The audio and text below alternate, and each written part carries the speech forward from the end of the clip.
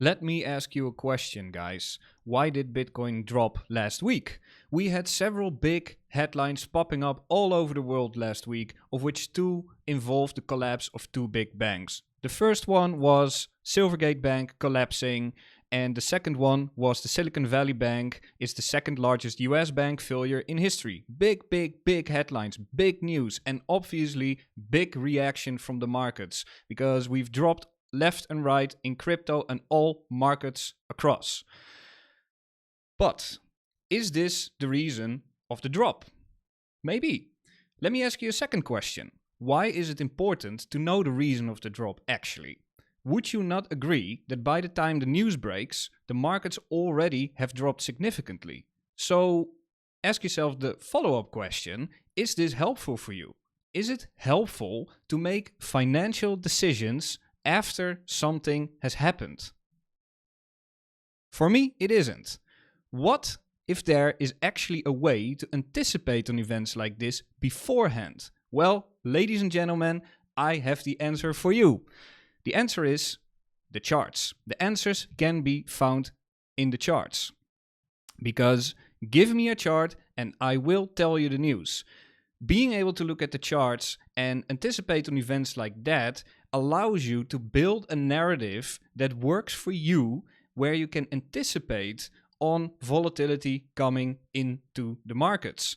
You can make decisions based off of that, and then once the news actually breaks, then price will simply do as you already have anticipated, and the narrative already has been built in your head in beforehand instead of the narrative being built afterwards. So you might think, what am I really on about? Let me demonstrate and let me show you. 1.5 weeks ago, I did a live stream. Description is in the link below, where I went over the macro charts in terms of an Elliott wave count. And eventually I came up with a couple of conclusions, of which two of the most prominent ones I mentioned there, even though I might be bullish on the chart, on the big time frame. I was struggling with finding reasons why we should immediately see an increase in price. And therefore, I anticipated on the fact that we might see a drop, of which a couple of ideas were forming. One was a possible expanded flat, where we would have seen, and keep in mind, this was made 1.5 weeks ago. It was done live on video. You can check it out in the description below, like I said before, where I would anticipate on the fact that this latest high was already a completed correction, after which we could potentially see another drop to the downside, to the regions of around, and I speak in regions, I don't speak in exact price target, into the region of that 20 to 19, maybe $18,500. This was idea number one.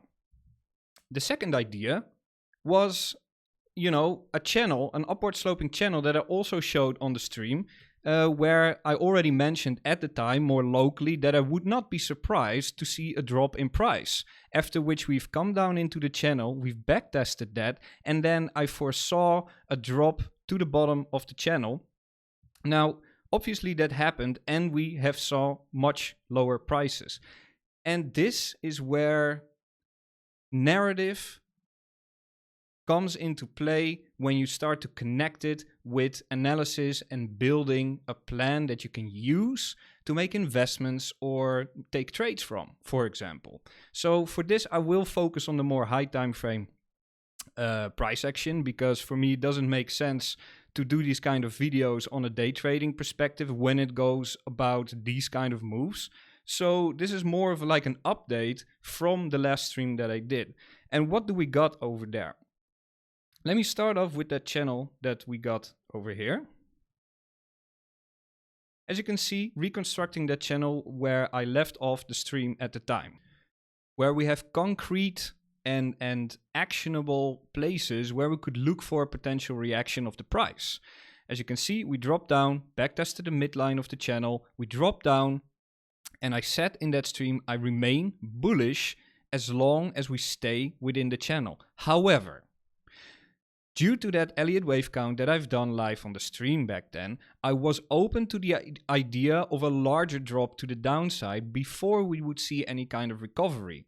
And that helps me to manage my risk and act accordingly, as price progresses. Because let me show you a trick, and I think pay attention and keep on watching, because this is a golden trick that I think will come in use for you for a long, long, long time to come. So what happened here? We did have the drop. Surprise, surprise. We have a bounce, very, very weak bounce. I was looking to long here at the time. However, because of the fact that the bounce and the reaction over here was fairly weak, even though we held the level, withheld me from actually taking a long trade over there. That is where the next part came into play. Because I've done the work before, potentially open to the idea of a further drop to the downside, I can now start backing that up with my more standard analysis, such as this channel. You see that eventually we drop down, and actually by now we've actually backtested it, but that's not what I want to focus on. Because once I anticipated on a further drop to the downside, what you then can do is an upward sloping channel. You can start thinking about this channel evolving into a sideways channel. And poop, there we go. We've now made it into a 90 degrees angle. I need to adjust the upper part of that channel. And as we can see, we have dropped slightly outside of the channel, but almost immediately in terms of days, we have just got back into the channel and we have headed up back towards that midline that, if you look at it upon construction, has been respected multiple times already in the past. And therefore, once again, a legitimate channel where we have an upward sloping channel evolving in a more sideways channel. Now, we dropped slightly outside of the channel. How so? Allow me to show you. And, I want to remind you of the fact that all the answers here lie in the charts. In the charts, not in the news, because that has already been happened. And being able to know or anticipate on what might happen can help you actually make informed decisions and look for regions where you might be interested in taking a trading or investment decision. So where did we drop exactly? So you might think like, okay, this bottom of the channel, yeah, but this is not exact. This is not necessarily exact. No, that is correct. However, this is the framework. And I'm always pretty lenient to the idea of dropping out on the condition that we reclaim that channel relatively quick. And that is what happened. And therefore, for me, it is a very valid channel. But what about the more precise levels? Why we actually got a reaction there? Well, as a matter of fact, two reasons. One more local reason: if we simply pull a Fibonacci level from the start of the really big rise all the way to the end, and we focus on the golden pocket, which is the levels between the 618 and the 0.65, we can see that we dropped straight into that pocket, catching it really nicely and having that initial reaction. A second reason is coming from a while back. If we look at the distribution of volume all the way from when we put in the all-time high, all the way to now, what do we have here? We have a point of control right at the level where we bounced. And because this is such a high time frame level, this is where you really need to start thinking in regions rather than exact price levels, because bigger forces here are in play. You have to deal with a couple of problems here. There's liquidity, there's people being pushed out of the market, and local volatility can cause it so that price might just wick or trade slightly through the level before reclaiming it on a local time frame. But as you can see on the higher time frame, it looks really, really accurate. We dropped right into a relatively tight zone, and boom, we had a bounce. So that backs us up with three levels over here: a point of control all the way from the all-time high to here, and golden pockets, and a channel. Now that gives us actually an actionable idea. As a matter of fact, I want to actually narrow this down and I want to focus more on the last 6 months worth of price action. And there is a small update that I must do myself, because prior to this, we had that POC a little bit lower. As you can see, I've still marked that out, and I was waiting for this video to be made so that I can update it live for you guys so you can see how I'm doing this. So we here have the high time frame volume levels. As you can see, we have a point of control, and I actually already made a note months ago, literally. Point of control all-time high, but confirm this more in depth. Well, I did so, obviously. I just never really updated this analysis. But now, as price has progressed and we had all this price action coming in, here we can see that that point of control now eventually, moved upwards. And that is the point in time where I can now say, like, okay, I'm going to delete this, and I'm actually going to align this just like that with our freshly updated point of control. Technical reasons why price did what it did. Isn't that great? Like I said, give me a chart and I will tell you the news. So let's dive into the psychology part a little bit. If you read this news and price is dropping, then it is very likely, what are you thinking? Do you think like, oh, should I invest now? And if so, where exactly are you going to take that decision, right? Based off the news, if you would read that, oh, 2 banks collapsed in one single week, that can't mean anything good, can it? So you might be inclined to actually sell all of your positions, expecting that price might do something like this, or where you said like, okay, I'm gonna buy the dip, right? You might actually get scared and not take the decision. That is why eliminating this kind of noise, you don't need a reason as to why price did what it did in the past, but because it doesn't help you. It doesn't help you make any kind of decisions. All it does is play on your emotion. It makes you scared, or it makes you greedy in the case of extremely bullish news. It works 2 ways. However, if you look at the chart and just look at it objectively, do analysis, create a narrative beforehand, then you will not be surprised whenever something really happens, and you can just simply look for the levels that you already had on your chart beforehand, and you can look if a small time frame reaction comes from there, and you can simply make a trading decision based off of that, and there you go, and look at how this worked out. I mean, we touched this region really, really, really perfectly, and we've bounced 16% from there in a matter of just 2 days. 16%.